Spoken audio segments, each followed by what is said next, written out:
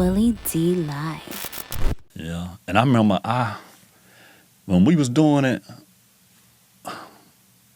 because we had a lot of dudes that had just got the penitentiary rolling with us too, and a lot of dudes from the north side. But if them dudes wanted to play, I kind of tried to keep them dudes, hey man, we can't be tripping over this shit like that. This business, man. I used to have to tell them, man, say, hey, don't be so quick to wanna do something. You know what I mean? Mm-hmm.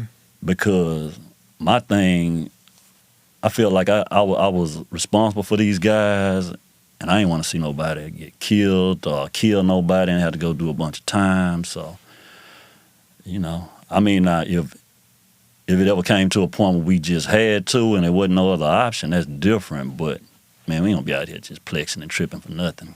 Mm. You know, 'cause that's that whole era, that death row, all these different, even rapper like, you know what I mean? Mm-hmm. You know.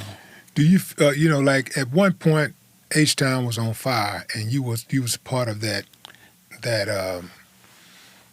movement. That I mean, like every time you look up a new artist popping up out of H-Town, and they're going gold and platinum. Yeah. And it looked like for a moment that H-Town was going to be, the Mecca for hip hop. Yeah. And all of a sudden, skirt. Hit the brakes. Do you feel like that you did enough to maintain, what we had going on, that movement? I mean, I feel like I did enough, but I feel like the person who really could have stopped a lot of shit from happening, this is just my opinion. I feel like Jay, if anybody was for everybody to get along, work together, not be tripping, I think Jay would have been that person that could have held everything together. You know what I mean? That's just my honest opinion. Yeah, I mean that's a good assessment, and I think Jay might agree with that. And I think that he probably would sit back and look at it now and say to himself, "Yeah, I probably could have done that. I could have been more proactive, instead of reactive, right?" Yeah.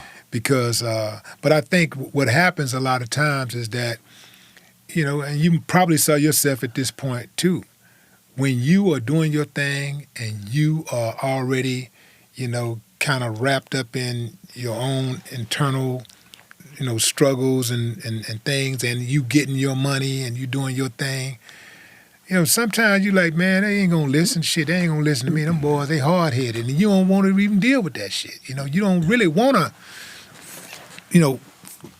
do all this fighting for somebody who really ain't trying to hear what you're saying. Yeah, that's definitely understood. Because that happens a lot, like you doing your thing, and because I hear people saying stuff like that a lot, like, man, why don't these guys over here just have a conversation with, young boy NBA, or why don't they just talk to this guy, this kid? Why don't you? Yeah. And the thing is that a lot of times these guys ain't trying to hear nothing you saying, or sometimes they might be open to hearing what you're saying, but in your mind you're thinking they're not going to listen because you're watching how they have reacted thus far, right? Yeah. You're watching how they, from a distance, you watch how they move and how they react, and you say, man, I don't really want to put myself in that position because if you say the wrong thing, or, I don't get that reaction, and I'm trying to help, and if it looks like that it's not going to be appreciated, you know what, I just rather not even speak on it at all.